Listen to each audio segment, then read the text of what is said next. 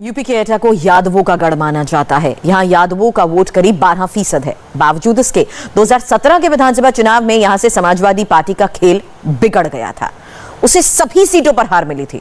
वजह एटा में लोधी राजपूतों का 13.5% और शाक्य समाज का 10% वोट। लोधी, राजपूत और शाक्य वोट बैंक को जोड़कर बीजेपी ने एटा में क्लीन स्वीप किया था। इसलिए अब की बार अखिलेश यादव की नजर यादव बहुल एटा पर है। अखिलेश आज अपने गढ़ मैनपुरी से एटा तक की यात्रा पर थे और एटा में अखिलेश यादव से इंडिया टीवी संवाददाता विशाल प्रताप सिंह से एक्सक्लूसिव बातचीत की। एटा फतेह का क्या है अखिलेश प्लान, सुनिए।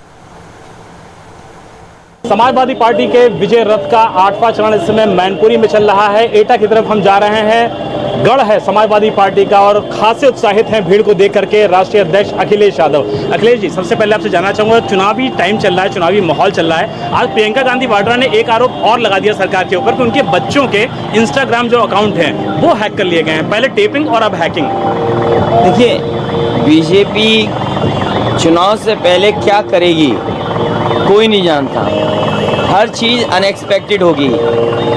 किसी को ये नहीं पता था कि आईटी रेड भी लगेगी, लेकिन अंदाज़ा था कि चुनाव से पहले दिल्ली की जितनी भी संस्थाएं वो भेजी जाएंगी। ये चुनाव है उत्तर प्रदेश की खुशहाली का। ये चुनाव इसलिए नहीं कि किसी का फ़ोन टेप कर लें, किसी का अकाउंट हैक कर लें। जनता को ये बताएं कि उन्होंने 5 साल में क्या क्या जनता के लिए काम किया कि जनता खुशहाली पे पहुंची कि नहीं पहुंची। और जनता इस बार भारतीय जनता पार्टी को हैक करेगी और इन्हें बाहर का रास्ता दिखाएगी। नेताजी की एक तस्वीर मोहन भागवत के साथ वायरल होती है। कांग्रेस पार्टी उसमें ये टिप्पणी करती है कि ये नई सपा है। सा का मतलब जो होता है वो उन्होंने संघ से जोड़ दिया। कांग्रेस पार्टी और बीजेपी ने भी वो नेताजी की तस्वीर को ट्वीट किया है जिसमें नेताजी और आरएसएस के चीफ उनके साथ हैं। स्वाभाविक है, कोई एक शादी का कार्यक्रम था और शादी के कार्यक्रम में सब शामिल होने आए थे। मैं दोनों दलों से पूछना चाहता हूँ, केवल यही तस्वीर क्यों ट्वीट की गई? वो तस्वीर क्यों नहीं ट्वीट की गई जिसमें नेताजी शरद पवार जी से मिल रहे हैं? सुप्रिया सुले जी मेरे साथ सदन में रहती हैं, सदन में मेरे साथ बैठती हैं। नेताजी ने उन्हें आशीर्वाद दिया।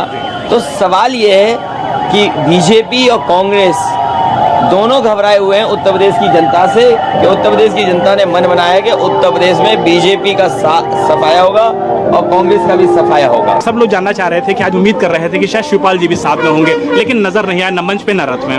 देखिए, क्षेत्रीय दल और चाचा के दल से भी गठबंधन हुआ है और तय ये है कि जिसके क्षेत्र में कार्यक्रम होगा, क्षेत्रीय दल जहां पर अपनी ताकत और मजबूत हैं वहां पर समाजवादी पार्टी मिलकर कार्यक्रम करेगी। क्षेत्रीय दल अपने अपने क्षेत्र में और तैयारी करें, समाजवादी पार्टी सहयोग करेगी। इसी तरह के कार्यक्रम तय किए हैं क्योंकि चुनाव करीब है।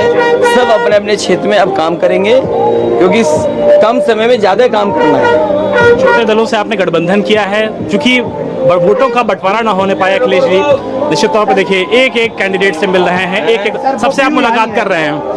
AIMIM को लेकर कोई पॉसिबिलिटी अखिलेश जी? AIM को लेकर कोई गठबंधन नहीं हो रहा। अखिलेश जी, राष्ट्रीय मुद्दा है जो लड़कियों की उम्र कही जा रही है 18 से 21 होनी चाहिए, आपका क्या व्यू है इस पे? देखिए, 21 साल भी हो और साथ ही साथ में क्योंकि उन्हें मौका मिलेगा अपना ग्रेजुएशन करने का, उनको मौका मिलेगा अपनी पढ़ाई पूरे करने का, वो सोसाइटी में अपने पैरों पे खड़े हो जाएं और उन्हें नौकरी मिल जाए, इंडिपेंडेंट और दिखाई दें, अपनी सोच समझ से फैसला ले सकें। तो 21 साल हो, साथ ही साथ में वो अपने पैरों पे कैसे खड़ी होंगी उसके लिए भी सरकार को सोचना चाहिए कि पढ़ाई समय पर पूरी हो और नौकरी और रोजगार भी उन्हें मिल जाए। प्रधानमंत्री नरेंद्र मोदी ने आज कहा कि हमारी सरकार में सिर्फ कानून व्यवस्था होती थी, आपकी सरकार में सिर्फ गुंडागर्दी होती है। शायद प्रधानमंत्री जी NCRB का आंकड़ा नहीं देखते हैं, दिल्ली का विभाग के आंकड़े नहीं देखते हैं, क्योंकि होम मिनिस्ट्री ही ये कहती है और NCRB के आंकड़े ये कहते हैं कि पिछले सरकार के तुलना इस बार बेटियों पर, महिलाओं पर और खासकर दलित पर और अल्पसंख्यकों पर धर्म को लेकर के ज़्यादा उत्पीड़न और अन्याय हुआ है। महिलाओं को लेकर के घटनाएं ज़्यादा हुई हैं और 40% से ज़्यादा महिलाओं के ऊपर, बेटियों के ऊपर घटनाएं इस सरकार में हुई हैं। तो इसका जवाब क्या है? जहां तक समाजवादी पार्टी का सवाल है, 1090 महिलाओं की सुरक्षा के लिए जिसकी सुप्रीम कोर्ट ने भी तारीफ की थी, बड़े पैमाने पर बेटियों को लैपटॉप मिला था, जो गरीब महिलाएं थीं उन्हें समाजवादी पेंशन मिल रही थी, एम्बुलेंस चला रहे थे, और जो कॉल सेंटर बना था डायल 100 का, जो डायल 112 करके कबाड़ा कर दिया, उसमें विशेषकर बेटियों को बैठाया था, जिससे कि वो कम से कम लोग जो फ़ोन करें उनकी मदद करें। मदर एंड चाइल्ड हॉस्पिटल बड़े पैमाने पे बनने लगे थे। तो ये तमाम काम हुए थे सफाई सरकार की में, वो सब काम अनियोगी सरकार ने ठप कर दिया। बस आखिरी सवाल मेरा आपसे, ऐश्वर्या राय बच्चन से कल पूछताछ की है ईडी ने, क्या यही वजह है कि वो राज्यसभा सांसद जया बच्चन जी की बहू हैं? देखिए, बीजेपी जानती है कब क्या काम करना है, और बीजेपी के इशारे पे ही विभाग जानते हैं इस तरह के कब क्या काम करना है। कल को आप ये कहोगे कि भाई ये तो आईटी डिपार्टमेंट का काम है, लेकिन हम ये कहें कि चुनाव के बाद या चुनाव से पहले 1 साल पहले ये पूछा जा सकता था। 1 साल पहले पूछते, हम अपने कागज दिखाते, जो हमारी कमियां होती वो विभाग बताता, हम उसका जवाब देते। लेकिन क्योंकि चुनाव के समय समाजवादी रथ को लोकप्रियता मिल रही है, जनता समाजवादी पार्टी के साथ खड़ी दिखाई दे रही है, इसलिए भारतीय जनता पार्टी ने उत्तर प्रदेश में आईटी के छापे मरवाए।